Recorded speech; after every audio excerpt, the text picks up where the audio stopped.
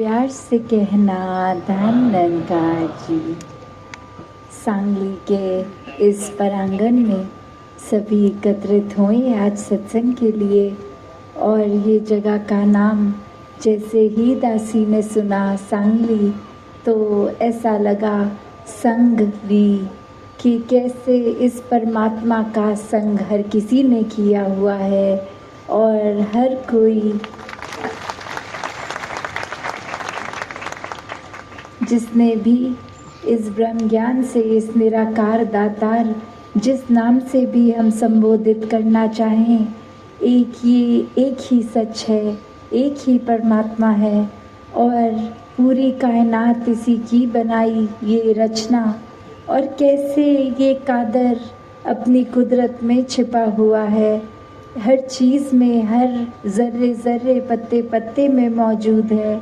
जिस तरह अगर हम कोई पेंटिंग देखते हैं तो पूरे कैनवस में वो पानी, वो पेंट हर जगह ही मौजूद होता है। तो चाहे आकार कुछ भी निकल गया हो है तो वो रंग अलग दिखने वाले चाहे, पर वो जो मेन उसका पेंट का बेस है वो हर जगह सेम है। तो ऐसे ही इस परमात्मा ने जहाँ पूरे संसार में, पूरे ब्रह्मांड में अलग अलग चीज़ों की रचना की, वहीं इंसानों में भी चाहे शक्ल, आकार, कल्चर, बोली, भाषा, खाना पीना, एक अलग अलग तरह का इंसानों का ये नज़र आता है, पर अंदर सभी के ये विराजित एक ही परमात्मा है। इसी से हम सब जुड़े हैं। तो बात यही कि भक्तों ने हमेशा से समझाया है कि इस जीवन में ये सांसें जब तक चल रही हैं इस मनुष्य के शरीर में, तो उसी समय इस परमात्मा की प्राप्ति हो सकती है, वरना किसी और योनि में ये संभव नहीं है।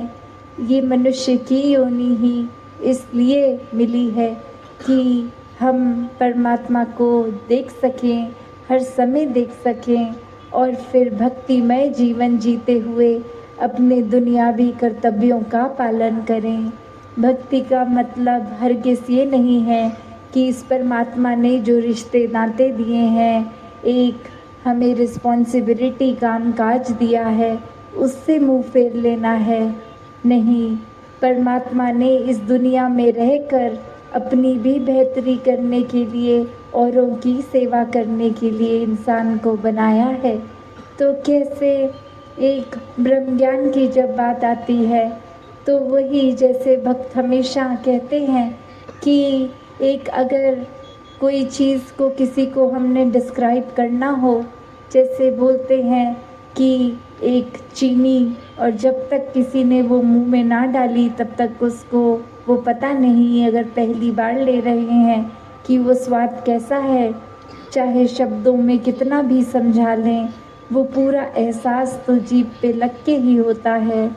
और ऐसे ही अगर ब्रह्म ज्ञान प्राप्त कर लिया है या आगे अभी जिज्ञासु अवस्था है, अभी अपनी आत्मा को परमात्मा से मिलाने का सोच ही रहे हैं, तो दोनों ही केस में एक ये बात वैसी कि हमने ये तो अगर नाम ले लिया जाए कि भोजन खाने से पेट भरता है, पर सिर्फ वो नाम तक ही बात ना रहे, वो वाक्य ही भोजन को अपने मुख में डालना होता है पेट भरने के लिए। तो अगर ये पता है एक भोजन परोसा गया है, टेबल पे पड़ा है, ये हमने जान लिया और वो भोजन स्वीकार ना किया तो भूखे पेट ही रह जाएंगे। उसी तरह इस परमात्मा का नाम तो ले लिया, पर इसको जाना नहीं, इसका एहसास नहीं किया, तो फिर ये जीवन व्यर्थ ही बीत गया।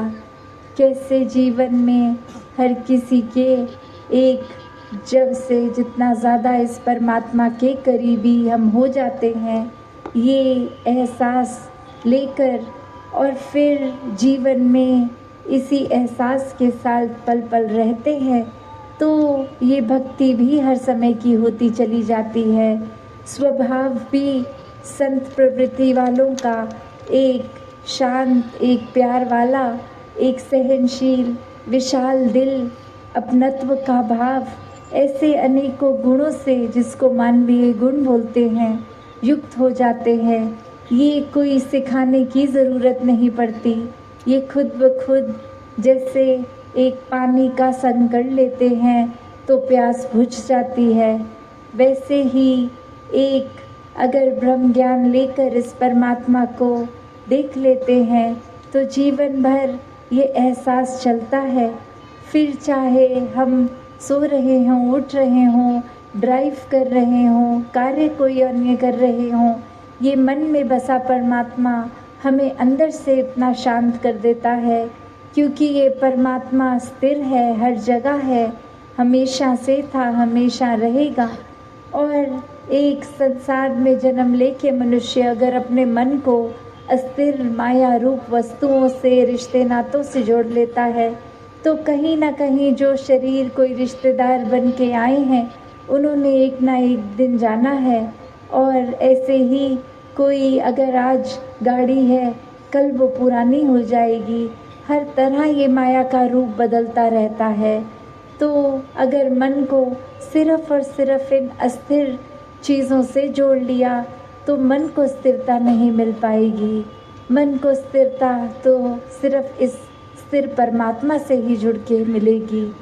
तो जिन्होंने अपना जीवन स्थिर कर लिया अंदर से बाहर तक, वो ही एक भक्त होते हैं। अपने जीवन को फिर महकदार वो खुद कर लेते हैं, किसी को कहना नहीं पड़ता कि ये भक्त हैं, उनके आचरण में ही वो झलक जाता है कि वो प्रभु प्रेमी हैं। तो ऐसे ही अगर हमारे जीवन में कुछ ना कुछ कारण से हम अगर परमात्मा को भूल रहे हैं और वहीं हम जगह दे रहे हैं विकारों को हमारे अंदर आने के लिए, एक स्वभाव सबसे पहले चिड़चिड़ा भी हो जाएगा। एक हम अपने फ़ायदे की ही बस सोच रखकर दूसरे को दबाने में भी, अपने आप को श्रेष्ठ बनाने में ही एक समय निकाल देंगे। एक अन्य जितने भी बुराइयां वो जीवन में आती जाएंगी जब इस परमात्मा को भुला दिया जाता है। तो ऐसे ही एक कहानी कि हम अपने जीवन में किस प्रकार सोचते तो हैं कि हम अभिमानी नहीं हैं, हम में अहंकार नहीं है, पर हमारे छोटे छोटे वो एक्शंस एक बॉडी लैंग्वेज तक में झलक जाता है कि हमारे मन में क्या चल रहा है, कैसी सोच चल रही है। तो इस कहानी में एक शिष्य जाता है, अब वो पहले तो अपने गुरु के पास पूरी जीवन उनकी सेवा करता और फिर एक शहर में जाकर बहुत धन दौलत कमा के बहुत नामदार इंसान बन जाता, उसको पूरी दुनिया एक सेलिब्रिटी की तरह पहचानने लग जाती। तो कैसे वो कुछ सालों बाद वापस अपने गुरु के पास सब आया और एक बहुत ही पैसों से भरी बोरी एक सामने रखी कि वो उस तरह रखते ही वो गुरु ने अपने शिष्य को देखकर कहा कि इतने शोर क्यों मचा रहे हो।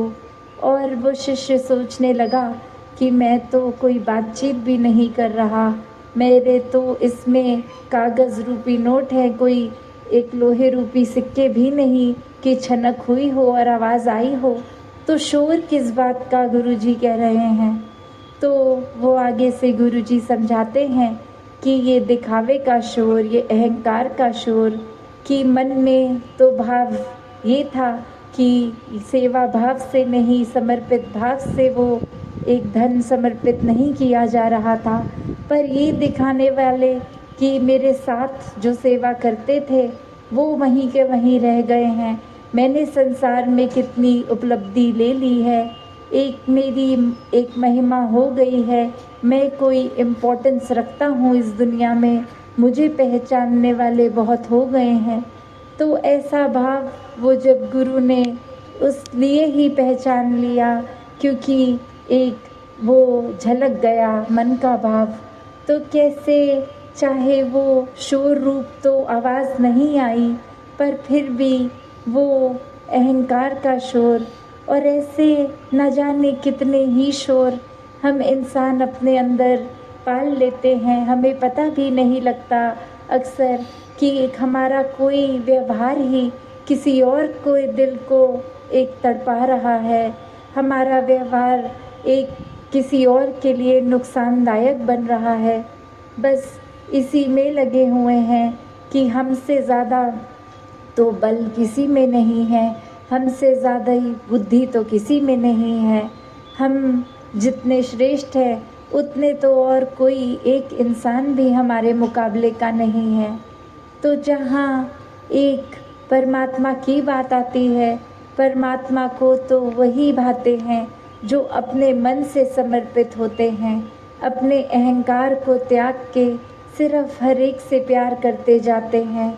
और वही इंसान ये जानते हुए भी कि परमात्मा को एक प्यार के साथ ये नाते में रहना है, इस प्यार के रिश्ते को परमात्मा स्वीकार करता है, फिर भी हर पल लगता है किस प्रकार अपनी ही अहमियत बनाई जाए।